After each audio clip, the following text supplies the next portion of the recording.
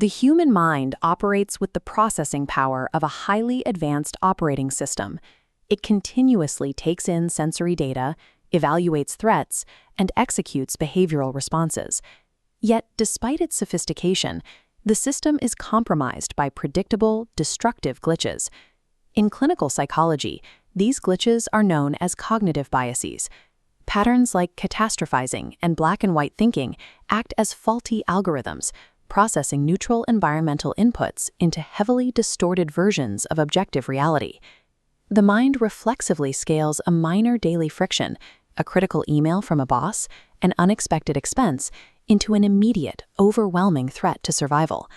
The code error itself transforms a highly manageable setback into an absolute, crushing catastrophe. Marcus Aurelius and the ancient Stoics operated as the original software engineers of human psychology. Their work focused on the specific cognitive mechanisms that translate external events into internal distress. This flowchart outlines the sequential Stoic cognitive pipeline.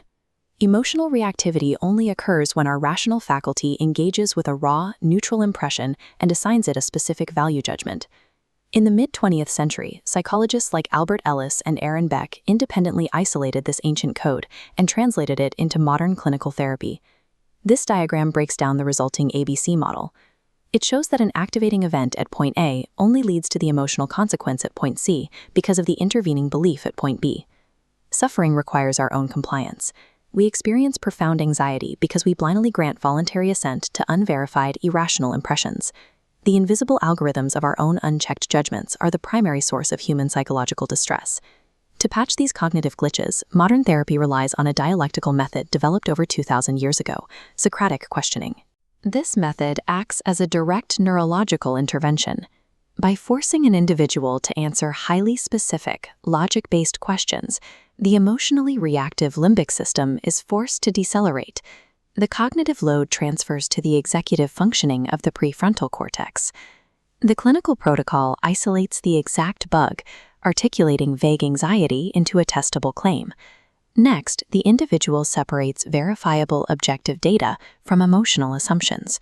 The protocol tests extreme modifiers, shattering black and white thinking. Finally, evidence is synthesized into a balanced, pragmatic thought, grounded in reality. Treating our automatic thoughts as testable, falsifiable hypotheses neutralizes severe emotional reactivity.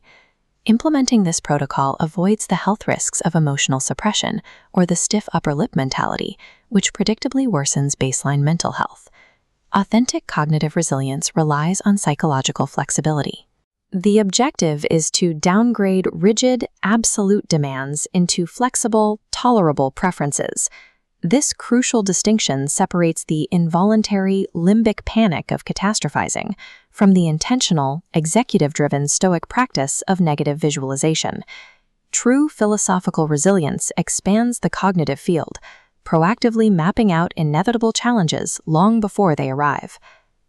During a visceral trauma response, the logic of cognitive restructuring hits a biological wall. A top-down approach assumes the prefrontal cortex can override a system currently in full survival mode.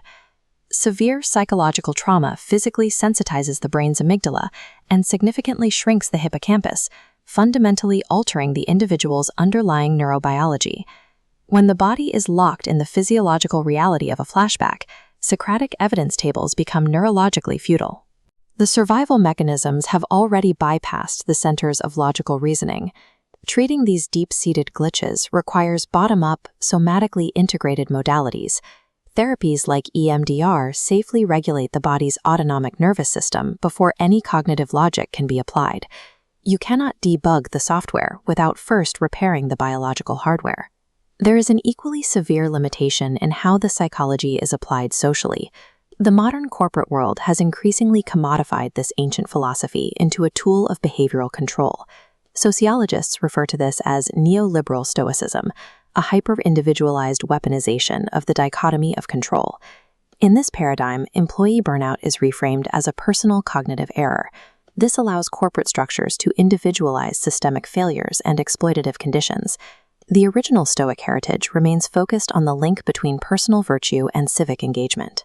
Personal emotional regulation was always intended to support public justice. Gaining ultimate cognitive clarity provides the emotional regulation and moral courage required to actively dismantle a toxic status quo.